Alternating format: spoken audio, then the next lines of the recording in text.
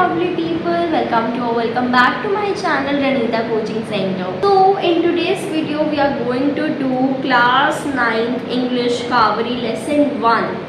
ठीक है, तो आज से हम अपना क्लास 9th का सिलेबस स्टार्ट कर देंगे। चैनल को अगर अभी तक आपने सब्सक्राइब नहीं करा है तो सबसे पहले चैनल को सब्सक्राइब कर लो, क्योंकि इस चैनल पर आपको मिलने वाली है सारी क्लास 9th की वीडियोस। ओके, तो जल्दी से चैनल को सब्सक्राइब कर लो। और एक और चीज़, ऑनलाइन क्लासेस अवेलेबल है, तो अगर आप सर्च कर रहे हैं क्लास 9th की किसी भी सब्जेक्ट की ऑनलाइन क्लासेस, तो हमारे साथ एक फ्री डेमो क्लास लेने के लिए नीचे डिस्क्रिप्शन में आपको एक नंबर मिलेगा, आप उस पर मैसेज करके अपनी फ्री डेमो क्लास बुक कर सकते हैं। ओके, तो चलो स्टार्ट करते हैं। हमारा फर्स्ट लेसन जो कि है how I taught my grand mother to read, ये बहुत ही इंटरेस्टिंग लेसन है, बहुत ही हार्ट टचिंग लेसन है, ये बहुत अच्छा लेसन है। देखते हैं क्या है इस लेसन में। चलो स्टार्ट करते हैं बिना किसी देरी के। पार्ट 1 में बता रखा है कि एक गर्ल होती है, ठीक है, 12 साल की एक लड़की है। वो कहती है कि मैं अपने ग्रैंड पेरेंट्स के साथ नॉर्थ कर्नाटका के एक गांव में रहती हूँ। उन दिनों ट्रांसपोर्ट सिस्टम इतना अच्छा नहीं था, तो मॉर्निंग पेपर जो था वो आफ्टरनून तक आता था उनके विलेज में, और जो वीकली मैगजीन थी वो एक दिन लेट आती थी। All of us would wait eagerly, सारे लोग, गांव के जितने भी लोग थे वो एगर्ली वेट करते हैं फॉर द बस, जो कि पेपर्स लेके आती थी, वीकली मैगजीन लेके आती थी और पोस्ट लेके आती थी। एट दैट टाइम त्रिवेणी एक बहुत ही पॉपुलर राइटर थी कन्नड़ा लैंग्वेज की। वो बहुत ही अच्छी राइटर थी, बहुत वंडरफुल राइटर थी। उनका स्टाइल, उनका लिखने का स्टाइल बहुत ही ज़्यादा इजी टू रीड था और बहुत कन्विंसिंग था।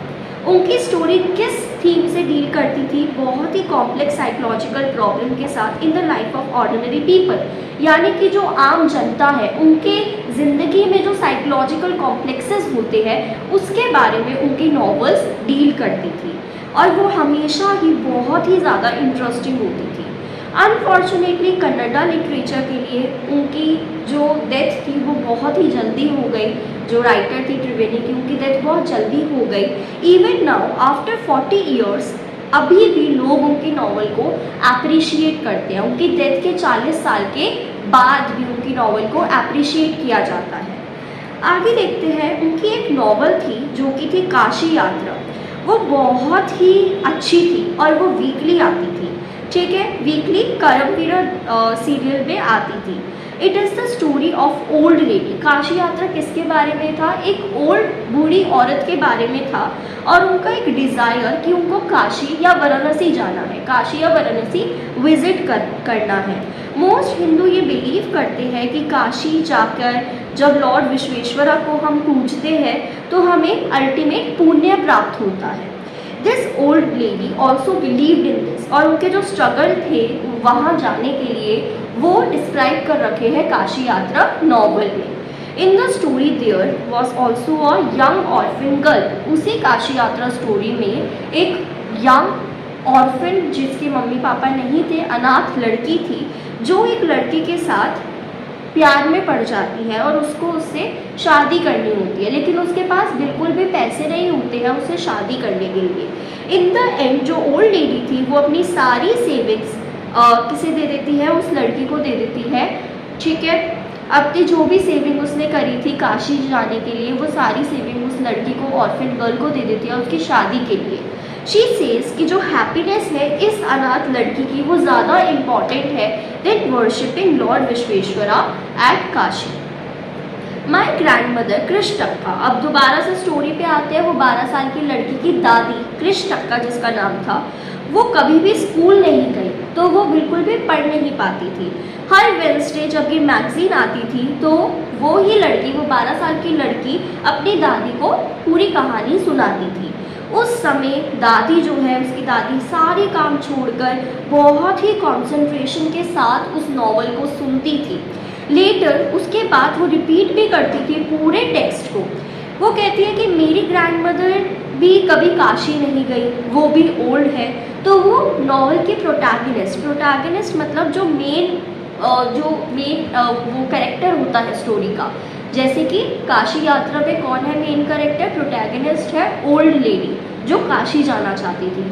तो वो 12 साल की लड़की कहती है कि मेरी ग्रैंडमदर भी, मेरी दादी भी कभी भी काशी नहीं गई और वो ओल्ड भी है, इसलिए वो अपने आप को, खुद को उस स्टोरी के जो ओल्ड लेडी है उसके साथ, प्रोटैगनिस्ट के साथ रिलेट कर पाती थी। So more than anybody else she was the most interested, वो बहुत ही ज़्यादा इंटरेस्टेड रहती थी कि स्टोरी में आगे क्या होगा, ठीक है। और वो हमेशा इंसिस्ट करती थी कि वो पूरी सीरियल को दोबारा से खुद भी बोले और मैं उनको जब भी आए वेडनेसडे को मैं उनको वो स्टोरी पढ़ के दिखाऊं। अब वो बताती है कि पूरी स्टोरी नॉवल में क्या लिखा होता है। वो पढ़ने के बाद जो दादी है उसकी, 12 साल की लड़की की दादी है, वो अपने फ्रेंड्स के पास जाती है टेम्पल में, मंदिर के कोर्टयार्ड में, जहाँ पर बाकी बच्चे जो है, हम बच्चे खेलते हैं, हाइड एंड सीक खेलते हैं और ये लेडीज़ बैठ के, जो भी आपकी दादी है, दादी की फ्रेंड्स हैं, वो डिस्कस करती है कि लेटेस्ट एपिसोड में क्या होता है। उस समय पर हमें, वो 12 साल की लड़की कहती है, उस समय पर मुझे कभी भी समझ नहीं आया कि क्यों इतनी ज़्यादा डिबेट होती है एक नॉर्मल स्टोरी के बारे में। एक छोटी सी स्टोरी तो है, इसके बारे में वो इतनी देर तक क्या बातें करते थे, क्या डिस्कशन करते थे। Once I went for a wedding with my cousin. अब वो 12 साल की लड़की अपने कज़न के साथ एक शादी में जाती है नेबरिंग विलेज में। उन दिनों एक वेडिंग जो कि वो ग्रेट इवेंट हुआ करती थी, यानी कि बहुत ही ज़्यादा खुशी वाला माहौल, बहुत ही ग्रेट इवेंट, बहुत बड़ा इवेंट होता था। बच्चे जो थे एंजॉय करते थे, खेलते थे, खाते थे, ठीक है, उनको फ्रीडम मिलती थी क्योंकि बाकी जो बड़े होते थे वो किसमें, बाकी सारे शादी वाले फंक्शंस वगैरह में बिजी रहते थे। वो कहती है कि मैं कुछ दिनों के लिए गई थी लेकिन मैं एक हफ्ता वहाँ पर रुक के आई। When I came back to my village, जब मैं अपने विलेज में, अपने गांव वापस आती हूँ तो मैं देखती हूँ कि मेरी दादी के आंखों में आंसू होते हैं।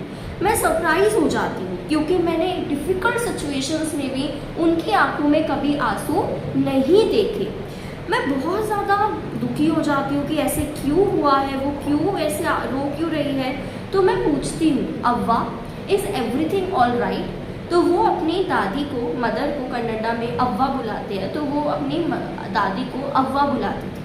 जब मैंने दादी से पूछा कि सब ठीक है, अव्वा से पूछा कि सब ठीक है, तो उन्होंने कुछ रिप्लाई नहीं करा, बस अपना सर हिला दिया और फिर मुझे समझ नहीं आया और फिर मैं भूल गई उस बारे में। रात के टाइम खाना खाने के बाद, डिनर के बाद हम ऊपर छत पर सो रहे होते हैं हमारे घर के, और समर नाइट होते हैं and there was a full moon. अव्वा आती है और मेरे साइड पर बैठती है। उनकी अफेक्शनेट हाथ जो है वो मेरे फोरहेड पर, मेरे ऊपर सर पर आते हैं, माथे पर वो रखती है मेरे अपना हाथ। आई रियलाइज़ कि वो मुझसे कुछ कहना चाहती है, कि वो मुझसे बात करना चाहती है।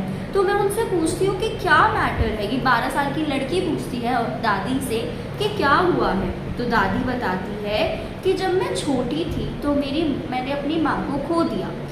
कोई भी नहीं था मुझे देखने के लिए, मुझे गाइड करने के लिए। मेरे पापा बहुत ज़्यादा बिजी रहते थे और दोबारा से उनकी शादी हो गई। In those days people never considered education essential for girls, और उस समय कभी भी एजुकेशन को, पढ़ाई को गर्ल्स के लिए ज़रूरी नहीं समझा गया। So I never went to school, इसलिए मैं कभी भी स्कूल नहीं गई।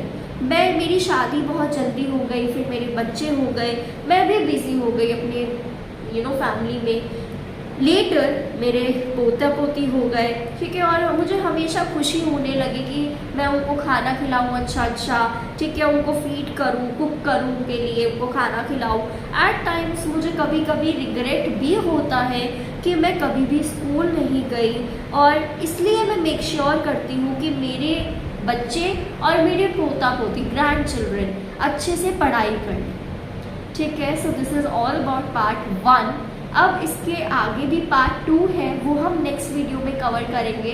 तो जल्दी ही आज या कल में ही वीडियो अपलोड हो जाएगी, नेक्स्ट पार्ट भी अपलोड हो जाएगा। तो चैनल को सब्सक्राइब कर लेना, बेल आइकन क्लिक कर लेना, सो डैट जैसे ही वीडियो अपलोड हो आपको वो वीडियो मिल जाए। अब मैं मिलूँगी आपसे नेक्स्ट वीडियो में, तब तक के लिए हैप्पी लर्निंग।